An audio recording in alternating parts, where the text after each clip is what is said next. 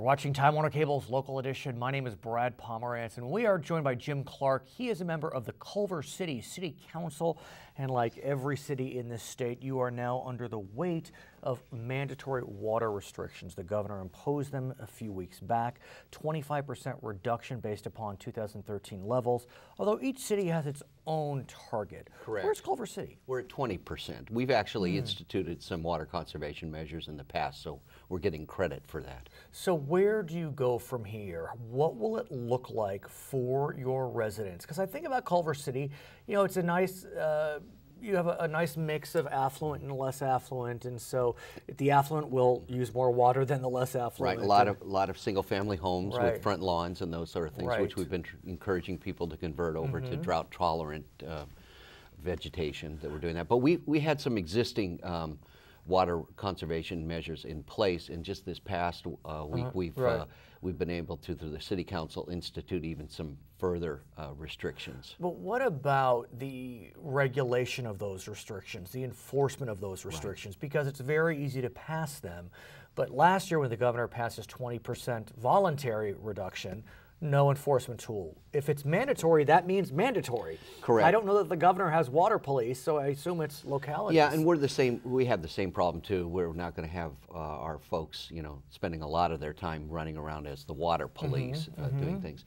I think it's going to be regulated primarily through rates. Once they establish that there's a certain amount of water that's available, usage of the water above that level, it's going to result in some very severe and large rate increases. And do we see that coming? I'm sure you know that in San Juan Capistrano there's some litigation percolating, if I can use that cliche, on this issue of tiered rates. Right. And you know, look, that can cause some heartburn. People have bought their homes, you know, in times where there was no clear sense of a drought of this magnitude around the corner. Should they necessarily be penalized because of the home that they bought 15 years ago? Yeah, I think those things are still being worked out. We had representatives from our water purveyor, which is Golden State Water, come and speak at the council meeting, and you know, it's all new to them. They're having to work out the details of that, particularly an issue like multifamily housing, where you have a large apartment complex or whatever, and there's only one single meter. So who knows who's using what? Right, exactly, for doing that. So that's still in the process of doing it. But we find, like with a lot of things, though, that voluntary compliance probably gets you 85% of the way there.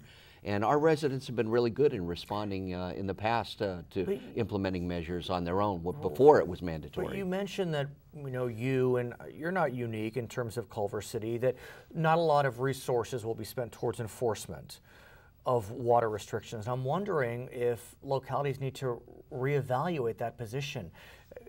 You know, I'm no water expert, but from what I've read and learned, this is dramatic. It is, and we still feel, though, that the first way for us to do this is through education. But so weren't we educating last year? And well, again, I'm not going after Culver City specifically, but we had some education in the last year. And you look, I will give Californians credit. There's no doubt we dropped, but we didn't drop 20% like the governor asked. Correct.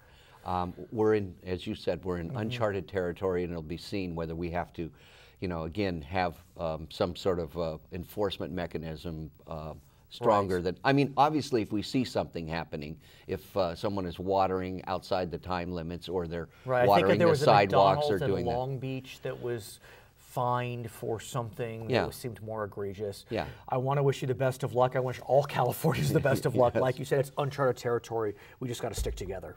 Okay, his name is Jim Clarke. He is a member of the Culver City Council. My name is Brad Pomerance. Thank you so much for watching us on Time Warner Cable's Local Edition.